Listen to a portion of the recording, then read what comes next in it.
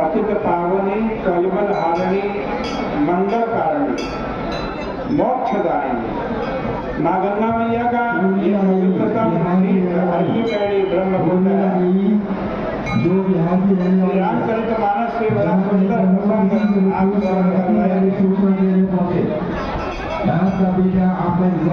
विभीषण भगवान श्री राम जी के शरण में पहुंचे हैं,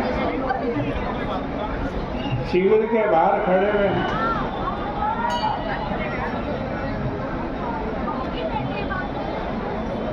आज कहते हैं सुग्रीव भगवान श्री राम जी को सूचना देने के लिए आया। सुग्रीव क्या कह रहा है भगवान श्री राम को, आप श्रवण कीजिए। सुग्रीव सुनहु रघुराई, सुग्रीव सुनहु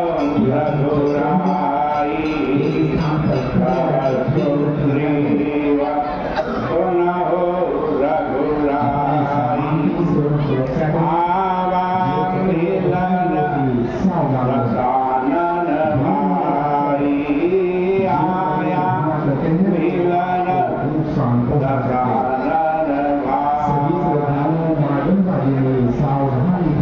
सुग्रीव कह रहे हैं राम जी से कि सुनो सुनो, कौन सुनो? रघुराई। राम जी के लिए कहा रघुराई, क्या सुनो? कि दशानन का भाई आपसे मिलने के लिए आया है। राम जी क्या कहते हैं? कि सखा नीति तुम नीति विचारी, सखा नीति तुम नीति विचारी, मम प्रण शरणागत भय हारी, मम प्रण शरणागत भय हारी। राम जी ने कहा सुग्रीव तुम ठीक कह रहे हो, लेकिन मेरा एक प्रण है, प्रतिज्ञा है। राम जी की क्या प्रतिज्ञा है? कि जो भी उनकी शरण में जाएगा उसके भय का हरण राम जी कर देंगे। सुग्रीव जो है वो भगवान श्री राम जी का प्रधानमंत्री, उन्होंने अपने पद की गरिमा के अनुरूप कार्य करते हुए सर्वदा प्रभु के उद्देश्य की सिद्धि पर ही अपनी दृष्टि रखी है। लंका के शक्तिशाली शत्रु से संघर्ष के विरुद्ध प्रस्तुत होते हुए उनकी सजगता, सुग्रीव की सजगता स्वाभाविक श्री राम के समक्ष अपना भिन्न मत रखने में वे किसी प्रकार के संकोच का अनुभव नहीं करते। यह सुग्रीव और श्री राम दोनों के लिए गौरव की बात है। श्री राम के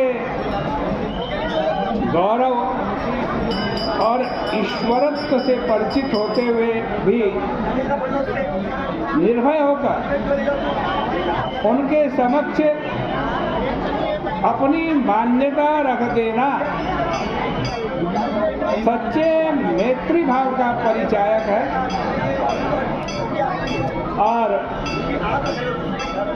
मित्र मत रखते हुए भी सुग्रीव के मत को सम्मान पूर्वक सुनकर सुग्रीव की सराहना करना श्री राम के व्यक्तित्व की उदारता और सहिष्णुता को सिद्ध करने के लिए एक उत्कृष्ट प्रमाण है। अब देखो जरा दृश्य, समुद्र तट पर वानर सेना से घिरे हुए श्री राम जी बैठे हैं। चारों तरफ वानर सेना बैठी है और उनसे घिरे हुए राम जी बैठे। उसी समय लंकेश्वर के द्वारा, रावण के द्वारा प्रताड़ित विभीषण रावण की शरण में, आज राम जी की शरण, राघव की शरण में, राम जी की शरण में विभीषण आए हैं। और जो सबसे आगे नियुक्त बंदर है ना, सर्वाधिक बहिरंग भाग में जिनको नियुक्त कर रखा है, ऐसे जो वानर है ना,